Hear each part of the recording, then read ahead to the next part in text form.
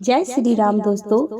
आज के इस वीडियो में हम आपको बताएंगे राम नाम की महिमा की कथा। इस रामनवमी इस कथा को आप जरूर सुने और श्री राम जी की इस कथा को सुनने से आपके तन और मन को बहुत ही शांति मिलेगी। तो आप इस कथा को पूरी जरूर सुने।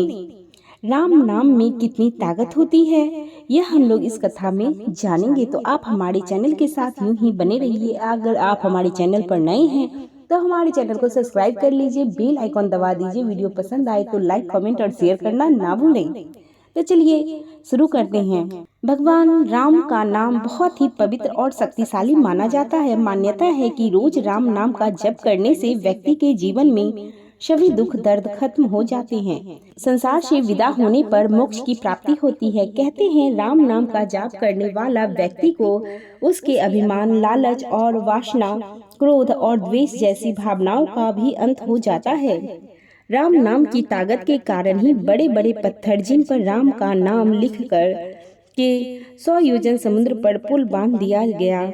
राम नाम के अंकित अंगूठी को मुख में रख करके श्री हनुमान श्री जी 100 योजन समुद्र को लांग गए। राम नाम की ताकत के कारण ही काशी नरेश को स्वयं भगवान श्री राम खुद नहीं मार पाए। दोस्तों, आज का प्रसंग बड़ा ही सुंदर और ज्ञानवर्धक है, इसीलिए इस कहानी को सुनने मात्र से ही मनुष्य के सारे पाप नष्ट हो जाते हैं और इस पृथ्वी पर वह जब तक जीवित रहता है सुख से अपना जीवन व्यतीत करता है। इसीलिए इस कहानी को पूरा जरूर सुनना, क्योंकि आधा अधूरा ज्ञान किसी काम को की नहीं होती है। तो चलिए शुरू करते हैं अत्यंत महत्वपूर्ण कथा को। उससे पहले यदि इस चैनल पर आप नए हैं तो चैनल को सब्सक्राइब कर लें, वीडियो को लाइक करें और शेयर करें जरूर करें। दोस्तों, एक बार की बात है कि भगवान हनुमान जी ने अपने प्रभु श्री राम से अपनी माता के दर्शन करने के लिए जाने की आज्ञा मांगी, तो भगवान श्री राम ने उन्हें सहर्ष आज्ञा प्रदान कर दी। हनुमान जी जब अपनी माता के दर्शन करने के लिए जाने लगे तो उसी समय काशी नरेश भगवान श्री राम के दर्शन करने के लिए आ गए थे। तभी रास्ते में उन्हें देव ऋषि नारद मिल गए। काशी नरेश ने देव ऋषि नारद के चरणों में बड़ी ही भक्ति पूर्वक प्रणाम किया। नारद जी ने काशी नरेश से पूछा कि तुम कहाँ जा रहे हो। तब काशी नरेश ने कहा कि देव ऋषि, मैं भगवान श्री राम के दर्शन के लिए उनकी राजसभा में जा रहा हूँ। नारद जी ने उनकी बात सुनकर कहा, क्या आप मेरे लिए एक काम कर सकते हैं। तब काशी नरेश ने कहा कि आप आज्ञा कीजिए। ऋषिवर, धरती पर ऐसे कौन से प्राणी हैं जो आपकी आज्ञा को न मानने का साहस करेगा। सभी लोग आपकी आज्ञा का पालन करेंगे, कृपया करके आज्ञा प्रदान करें। तब नारद जी ने मुस्कुराते हुए कहा, तुम राजसभा में प्रभु श्री राम के चरण कमलों में श्रद्धा भक्ति पूर्वक प्रणाम तो अवश्य करना, किंतु उन्हीं के समीप जो सिंहासन पड़ा हुआ है उस पर महान तपस्वी विश्वामित्र जी जो बैठे हुए हैं उनको प्रणाम मत करना। तब काशी नरेश ने पूछा कि ऐसा क्यों करना है ऋषिवर। फिर नारद जी ने उत्तर दिया कि एक राजा को दूसरे राजा को प्रणाम करना शोभा नहीं देता।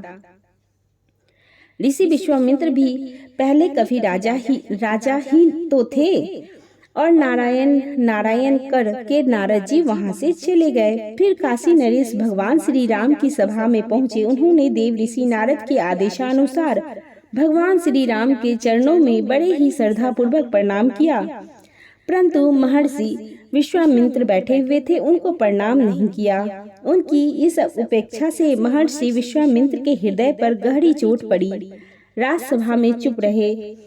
पीछे उन्होंने भगवान श्री राम से कहा कि तुम पुरुषोत्तम कहलाते हो, इसीलिए तुम्हारी राजसभा में मर्यादा की अवहेलना की गई है। भगवान श्री राम ने उनके वचन को सुनकर कहा कि मेरी राज्यसभा में मेरे ही सामने उपेक्षा यह मेरा भयानक तिरस्कार है। उसी समय भगवान श्री राम ने प्रतिज्ञा की कि आज सूर्यास्त से पहले ही मैं इस राजा को मृत्यु दंड दूंगा जिसने मेरे गुरु की उपेक्षा की है। परम पराक्रमी भगवान श्री राम की यह प्रतिज्ञा वायु के वेग से चारों ओर फैल गई। तब काशी नरेश ने जब इस बात को सुना तो उनका कंठ सूख गया। जीवन से निराश होकर वे दौड़े हुए नारद जी के पास पहुंचे और उनके चरणों में गिर गए। उन्होंने विनती भाव से कहा, देव ऋषि, भगवान श्री राम ने आज संध्या काल तक मुझे मार डालने की प्रतिज्ञा की है। तब नारद जी ने कहा, मैंने भी सुनी है उस प्रतिज्ञा को।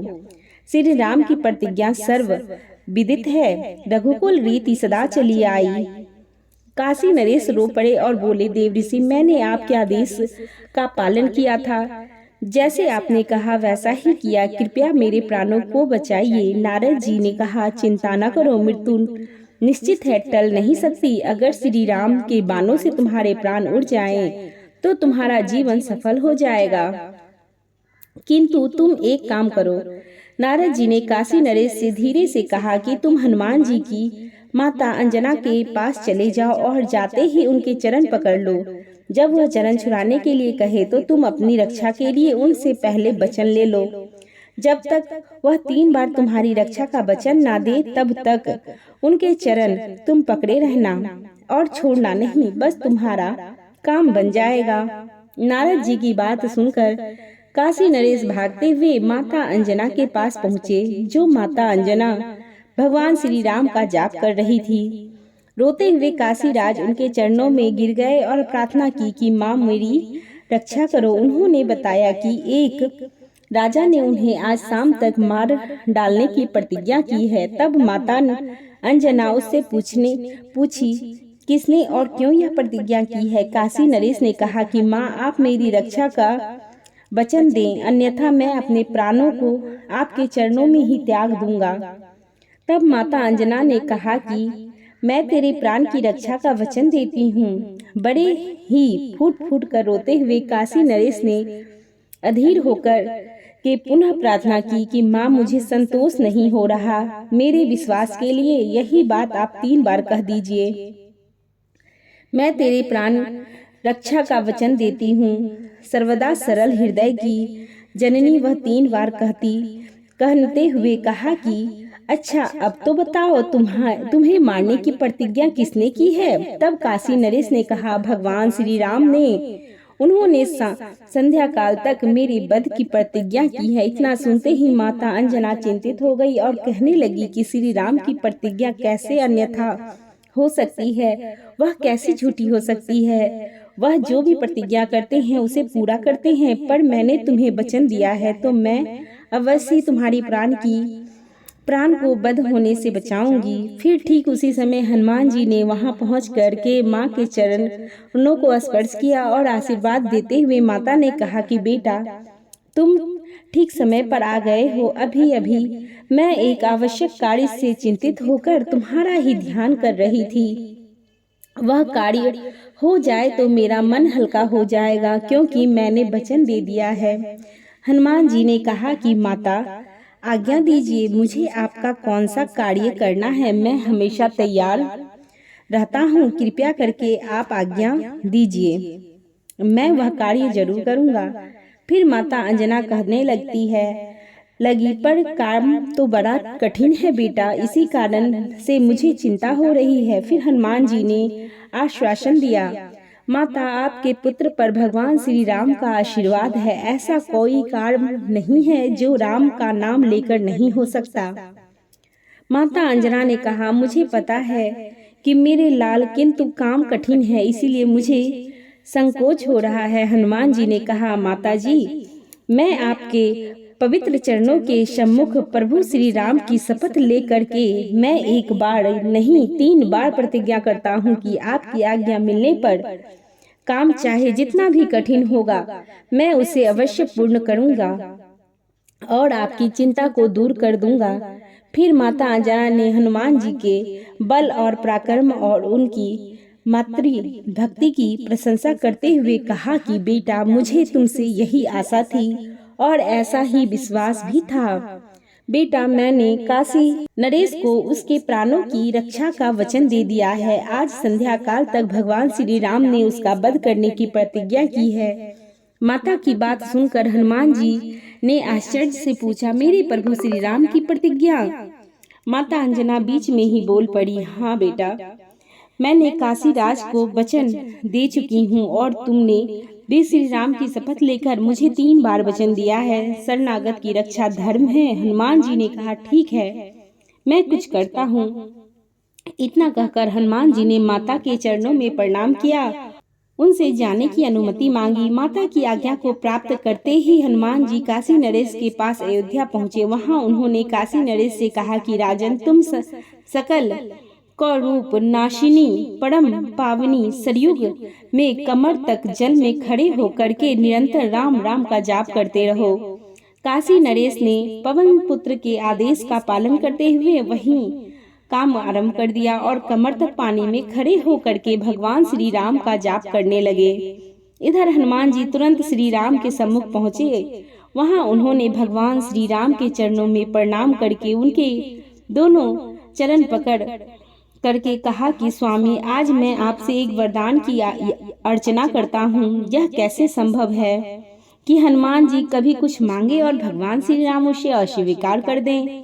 भगवान श्री राम ने बड़े ही उत्साह के साथ कहा कि तुम्हारे लिए अदेय कुछ नहीं है हनुमान, तुम जो कुछ भी मांगना चाहते हो तुम मांगो, मैं तुम्हें सब कुछ देने के लिए तैयार हूँ। तुम तो कभी कुछ चाहते ही नहीं, मैं तो सदा चाहता हूँ कि तुम मुझसे कभी कुछ मांगो, बोलो तुम क्या चाहते हो। प्रसन्न होकर के हनुमान जी ने प्रभु के चरण कमलों को सहलाते हुए कहा कि प्रभु, मैं चाहता हूँ कि आपके अमित महित महिमा मैं नाम का जाप करने वाले की सदा रक्षा किया करो और मेरी उपस्थिति आपके नाम के जापक पर कभी कोई किसी प्रकार का प्रहार न करें। यदि दुर्भाग्यवश निखिल सृष्टि का समर्थ स्वामी भी प्रहार कर बैठे तो उसका भी प्रहार व्यर्थ हो जाए। भगवान श्री राम ने तुरंत हनुमान जी को आशीर्वाद दिया, तुम नाम जाप की रक्षा करने में सदा समर्थ होगे और तुम्हारी उपस्थिति में नाम जापक पर किया गया अमोघ प्रहार भी व्यर्थ सिद्ध हो जाएगा। यह श्री राम इतना कह करके हनुमान जी प्रभु के चरणों में मस्तक रख दिया और तुरंत वहां से सरयू तट पर पहुंचे। वहां पर गदा तान करके अत्यंत सावधानी से खड़े हो गए और काशी नरेश से कहा कि तुम बिना रुके निरंतर राम नाम का जप करते रहो। स्थिति विचित्र हो गई। एक और सर्वाधिकार की वध की प्रतिज्ञा और दूसरी ओर अनन्य भक्त हनुमान जी उनकी रक्षा के लिए वचनबद्ध हो जाना। राजा सरयू के जल में खड़े होकर प्राण भय से अनवर्त रूप से राम राम का जाप कर रहे थे और वर प्राप्त हनुमान जी उनकी रक्षा के लिए गदा ताने खड़े हुए थे। बात विद्युत की गति की तरह फैल गई थी। अयोध्यावासी समस्त बाल वृद्ध नर नारी कौतूहल के कारण सरयू तट पर पहुंचे। प्रभु और सेवक की प्रतिज्ञा का पालन का दृश्य देखने के लिए विशाल जन समुदाय वहां पर एकत्रित हो गया। इसी बीच भगवान श्री राम जी वहां पहुंच गए और काशी नरेश को देखकर के बाण चलाना शुरू किया, लेकिन वह हैरान रह गए। राम नाम के जाप के आगे सभी बाण विफल हो रहे थे। क्रोधित हो श्री राम को देख करके वशिष्ठ जी व्याकुल हो गए। वशिष्ठ जी ने सोचा कि भगवान श्री राम की प्रतिज्ञा तो व्यर्थ हो सकती है और कहीं उन्होंने नरेश के साथ हनुमान जी को भी मार डाला तो महान अनर्थ हो जाएगा। तब हनुमान जी उनके पास पहुंच करके वशिष्ठ जी उन्हें समझाने का प्रयत्न कर निकले। पवन कुमार, श्री राम जी तुम्हारे सर्वज्ञ हैं, उनकी प्रतिज्ञा पूरी हो जाने दो। नितांत समीप होने के कारण उनका क्रोध बढ़ता जा रहा है। राजा तो उन श्री राम के पावन सर स्पर्श से जन्म मरण के लिए सदा मुक्त हो जाएगा। एक राजा के लिए अपने स्वामी के सम्मुख इस तरह से तन करके खड़ा हो जाना तुम्हारे जैसे सेवक के लिए कदाचित उचित नहीं है। तब हनुमान जी ने अत्यंत विनय पूर्वक कहा कि गुरुदेव, मैं त्रिलोक में भी अपने सर्वज्ञ समर्थ प्रभु श्री राम के समीप तन करके खड़ा होने की कल्पना भी नहीं कर सकता। मैं तो अपने प्रभु श्री राम और उनके वरदान की रक्षा के निर्मित प्राणों की आहुति देने के लिए यहाँ पर उपस्थित हुआ हूँ। मेरा इससे अधिक सौभाग्य और क्या होगा कि मैं अपने प्राणों से अधिक प्रभु श्री राम के नाम और उनके वरदान की रक्षा के कारण उनके ही कर कमलों से छोड़े हुए उन्हीं बाणों से शरीर त्याग करके उन्हीं में विलीन हो जाऊं। फिर वशिष्ठ जी ने महसूस किया कि उन्हें इस ज्ञान मूर्ति को विचलित करना संभव नहीं है। तभी महर्षि विश्वामित्र और अन्य लोग भगवान और उनके भक्त की लीला को देखकर चकित और चिंतित हो रहे थे। ठीक उसी समय वशिष्ठ जी ने काशी नरेश से कहा, नरेश, तुम महर्षि विश्वामित्र के चरणों को पकड़ लो। इस पर काशीराज ने महर्षि विश्वामित्र के चरणों में गिरकर उनके असुरों से भरे हुए चरणों को भिंगा दिया। महर्षि विश्वामित्र को देखकर उनका हृदय पिघल गया और उन्होंने श्री राम से कहा, श्री राम, काशी नरेश का अपराध प्रायश्चित हो गया है, मैंने उन्हें क्षमा कर दिया है। अब तुम भी अपना अमोघ बाण धनुष में उतार करके टुनीर में रख लो। महर्षि विश्वामित्र के संतुष्ट होते ही भगवान श्री राम का क्रोध अपने आप शांत हो गया। उन्होंने गुरु की आज्ञा का पालन किया और बाण धनुष टुनीर में आ गई। फिर जब राजा की प्राण रक्षा होने के बाद भगवान के सम्मुख भक्त हनुमान जी की विजय की समाचार सुनते ही माता अंजना की प्रसन्नता की कोई सीमा नहीं रही। इससे पहले कि विश्वामित्र आगे बढ़ सकते तब नारद जी प्रकट हो गए और बता दिया कि इस सब का कारण क्या है। पूरी घटना सुनकर विश्वामित्र ने महर्षि नारद से पूछा कि उन्होंने क्यों ऐसी सलाह दी। इस पर नारद जी ने कहा कि मैं हमेशा सुनता आया हूँ कि श्री राम का नाम श्री राम से भी बड़ा है, इसीलिए मैंने यह परीक्षा लगाई कि लोग समझें कि प्रभु के नाम की महिमा प्रभु से भी अधिक है। और माना जाता है अगर आप रोजाना राम मंत्र का जाप करते हैं तो आपकी सभी अधूरी मनोकामनाएं पूरी होती है। भगवान राम से जुड़ी मंत्र का जाप करने से घर पर आने वाली कोई भी मुसीबत टल जाती है और इंसान के जीवन में आने वाली सभी रुकावटें धीरे धीरे खत्म हो जाती हैं और उसे हर कार्य में सफलता मिलनी शुरू हो जाती है। तो दोस्तों, आप लोग इस कहानी के माध्यम से समझ ही गए होंगे कि राम नाम में कितनी ताकत होती है। इसीलिए आप लोग भी कमेंट बॉक्स में जय श्री राम अवश्य लिख दें। साथ ही यदि इस चैनल पर नए हैं तो चैनल को सब्सक्राइब कर लें, वीडियो को लाइक कर दें और शेयर करें।